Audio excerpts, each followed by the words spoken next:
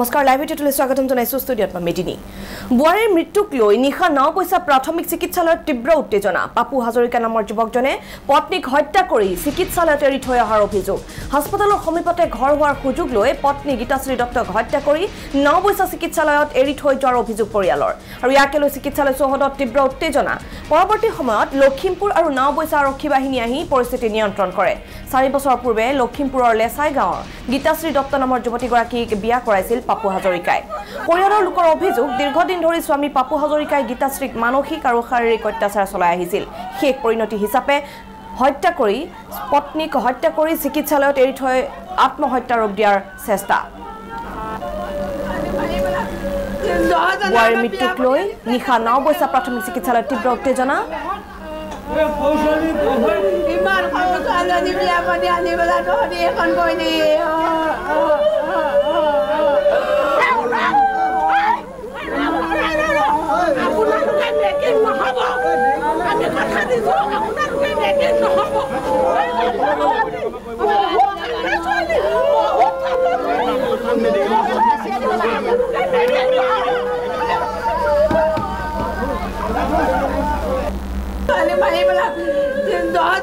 বিয়া পাতি আনিছে তালৈকে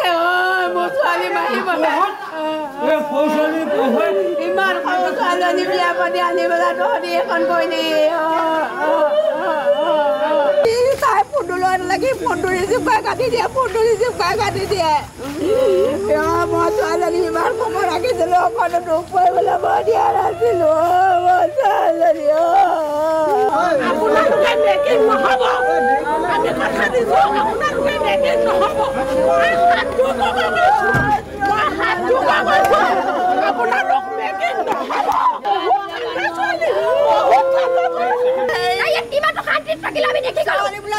মই যাম বুলি ক'লে কি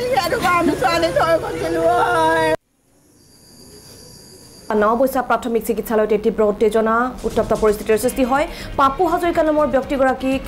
পত্নীক হত্যা কৰি চিকিৎসালয়ত এৰি থৈ অহাৰ অভিযোগ আৰু হাস্পতালৰ সমীপতে ঘৰ হোৱাৰ সুযোগ লৈ পত্নী গীতাশ্ৰী দত্তক হত্যা কৰি 9 পইচা চিকিৎসালয়ত এৰি থৈ অহাৰ অভিযোগ পৰিয়ালৰ আৰু ইয়াকে লৈ চিকিৎসালয় চৌহদত নিশাৰ ভাগত তীব্ৰ উত্তেজনাময় পৰিস্থিতিৰ সৃষ্টি হয় পৰৱৰ্তী সময়ত লখিমপুৰ আৰু 9 পইচা আৰক্ষী বাহিনী আহি পৰিস্থিতি নিয়ন্ত্ৰণ কৰে 4 বছৰ পূৰ্বে লখিমপুৰৰ লেছাই গাঁৱৰ গীতাশ্ৰী দত্ত নামৰ যুৱতীগৰাকীক বিয়া কৰাইছিল পাপু হাজৰিকাই আৰু পৰিয়ালৰ লোকৰ অভিযোগ দীৰ্ঘদিন ধৰি স্বামী পাপু হাজৰিকাই গীতাশ্ৰীক মানসিক আৰু শাৰীৰিক অত্যাচাৰ চলাই আহিছিল আৰু শেষ পৰিণতি হিচাপে পত্নীক হত্যা কৰি চিকিৎসালয়ত এৰি থৈ অহাৰ অভিযোগ আৰু আত্মহত্যাৰ ৰূপ দিয়াৰ চেষ্টা চলাই পাপু হাজৰিকাই আৰু বিষয়ে আমি অধিক জানিবলৈ চেষ্টা কৰিম ফোন লাইনত আমি সংযুক্ত হৈছোঁ আমাৰ সাংবাদিক ৰবীন্দ্ৰ উপাধ্যায়ৰ সৈতে ৰবীন্দ্ৰ পত্নীক হত্যা কৰি স্বামীয়ে চিকিৎসালয়ত এৰি থৈ অহাৰ অভিযোগ উত্থাপন হৈছে নিশাৰ ভাগত 9 পইচাত চিকিৎসালয় চৌহদতে উত্তপ্ত পৰিস্থিতিৰ সৃষ্টি হৈছে আমি সমগ্ৰ ঘটনা সন্দৰ্ভত আপোনাৰ পৰা খবৰ ল'ব বিচাৰিম হয় নিশ্চয় মেদিনী 9 পইচাত যোৱা নিশা এক উত্তপ্ত পৰিস্থিতিৰ সৃষ্টি হৈছিলে এগৰাকী বোৱাৰীক হত্যা কৰি আত্মহত্যা ৰূপ দিয়াৰ লগতে দীৰ্ঘদিন ধৰি এই বোৱাৰীগৰাকীক স্বামী পাপু হাজৰিকাই নিৰ্যাতন কৰি অহাৰ এক গুৰুতৰ অভিযোগ উত্থাপিত কৰিছে বোৱাৰীগৰাকীৰ পৰিয়ালৰ লোকে ক'ব লাগিব যে 4 বছৰ পূৰ্বে লেছাই গাঁৱৰ পৰা বিয়া পাতি আনিছিল পাপু হাজৰিকা নামৰ এই লম্পৰ যুৱকজনে বিয়া পতাৰ অহা পাছৰে পৰা মদাহী পাপু হাজৰিকাই দৈনিক নিৰ্যাতন চলাই অহাৰ লগতে শাৰীৰিক অত্যাচাৰ চলাই আহিছিলে এই অভিযোগ পৰিয়ালৰ লোকে পূৰ্বেও তেওঁলোকক কৈছিল যে আমাৰ জীয়াৰীক কেনেদৰে অত্যাচাৰ নকৰিব আৰু 9 পইচা আৰক্ষী চকীতো তেওঁলোকে অৱগত কৰিছিল কিন্তু দীৰ্ঘদিন ধৰি পাপু হাজৰিকাই যিগৰাকী বোৱাৰীগৰাকীক তেওঁ দীৰ্ঘদিন ধৰি নিৰ্যাতন চলাই আহিছিলে আৰু অৱশেষত কালি যি পাপু হাজৰিকাই হত্যা কৰি যি আত্মহত্যাৰ যি ৰূপ দিয়াৰ লগতে তেওঁ 9 পইচা চিকিৎসালয়ত তেওঁ মৃতদেহটো চঞ্জাই লগতে তেওঁ পলায়ন কৰে ইয়াক লৈ বোৱাৰীগৰাকীৰ যি পৰিয়ালৰ লোকে 9 পইচাত উপস্থিত হৈ এক পৰিস্থিতি উত্তপ্ত কৰি তোলে আৰু লগতে পৰিস্থিতি নিয়ন্ত্ৰণ কৰিবৰ কাৰণে 9 পইচাৰ লগতে লখিমপুৰৰ পৰা বৃহৎ আৰক্ষী দল মোতায়েন কৰি পৰিস্থিতি নিয়ন্ত্ৰণ কৰিবলৈ সক্ষম হৈছে ইতিমধ্যে 9 পইচা আৰু লখিমপুৰ আৰক্ষীয়ে